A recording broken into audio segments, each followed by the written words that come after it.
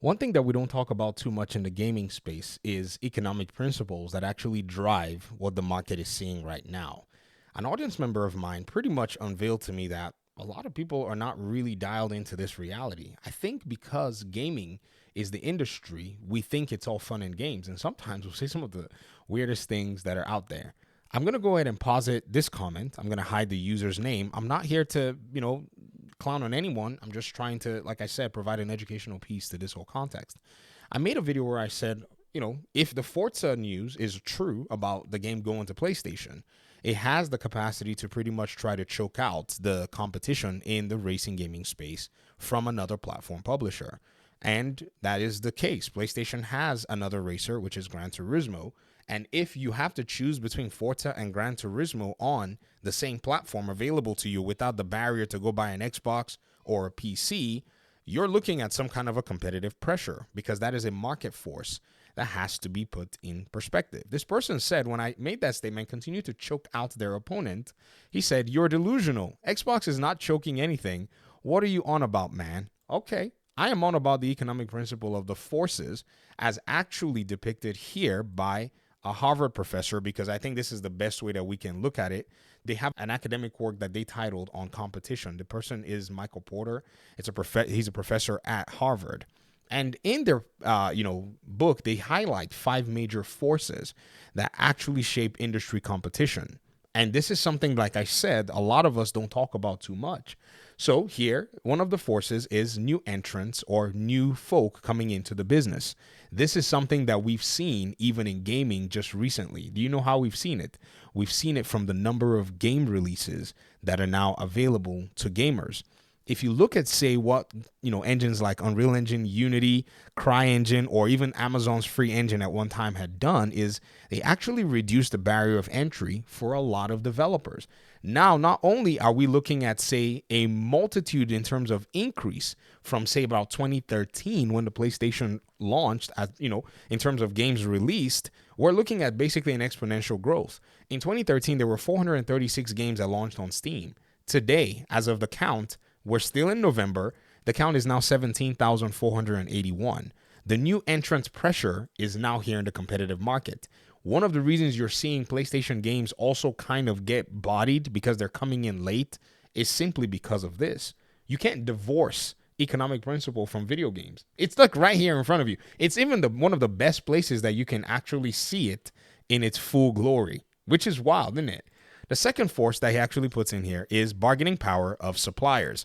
So because now we have more suppliers of games, everyone's got, some bargaining power. Sales, options, storefronts, all of these have all been set up, and it's the prime environment for a lot of people to be able to go ahead and pretty much, make their case. The other one is the bargaining power of the buyers. So the person who wants to spend money now has options, and they can pretty much say, hey, if you're not going to give me your game for $10, I ain't going to buy it. Tell Final Fantasy 16 what that feels like. You see, when they did not prioritize the game to come on PC platforms, guess what? Most PC players looked and said, old news, we're going to go buy Black Myth Wukong. That prioritized us. And even a game like Black Myth Wukong will probably see that kind of pressure when it's ready to come on Xbox. Why? Because Wu Chang, another entry, is coming into the whole game to play. If you notice, there's like a circular, loop going on with this relationship.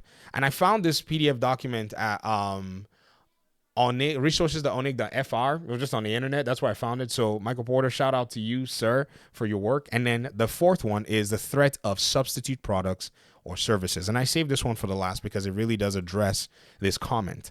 A substitute product for a game like Gran Turismo is simply Forza. Another substitute exists. It's EA's Need for Speed games and even some other racing games. But Forza really does provide and pose what I think is that match of a one-to-one racing simulator that you can actually get on PlayStation or on Xbox. For the longest time, the exclusivity thing had been this huge play that these companies have basically gotten themselves into. But now that you have the market pressure of new entrants, more games coming, a lot of them are starting to make changes, and Xbox is at the forefront of making these changes, and they will put their games anywhere to create this pressure for PlayStation. It's just the reality. I know that there are Xbox fanboys out there who think somewhere, somehow, that they should keep these games exclusive, but the market doesn't agree to it. Do you understand? Like, these forces are pushing. They're literally breaking the mold. They've broken the mold so hard that even PlayStation has had to bend to those market forces. Look at their whole PC platform. This is a company that literally had almost all of its games locked exclusively to its console. What do we have here? It is now a shell of that representation, even launching its games day one on PC to really weird numbers. Again, the priority had never been on this market. As this market grew, the bargaining power of the consumer grew. This is how economics work. It's my favorite subject. I love economics because it really does put us in reality check. Like, every single human being that transacts in this world is subject to economic and market forces. And companies, regardless of how big they are, go look at companies like Sears. These companies, they literally went through, the crucible of the market, because that's how the market actually works. There's no such thing as infinite resources. The only person that has access to infinite resources is God himself. If you're not him, then you are subject to the market, regardless of what it is that you try to do. And so I wish this principle was much more known and discussed across different, platforms. Because here we are, like I said, and PlayStation is pretty much succumbing more and more. I mean, you can see the trend, guys. It used to be that the only games that would show up on PC were live service games. Look at it. But by and large, the live service game ecosystem is also really saturated. I mean, y'all have seen Matt Piscatella's document all over the place, and you see the data that he puts out every single time that he comes, with more news. And all we see each time is that the market is not here to play with anybody.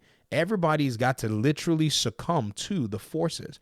And by and large, even PlayStation themselves are not immune to it. Call of Duty, Fortnite, new entrants into the market all showed up.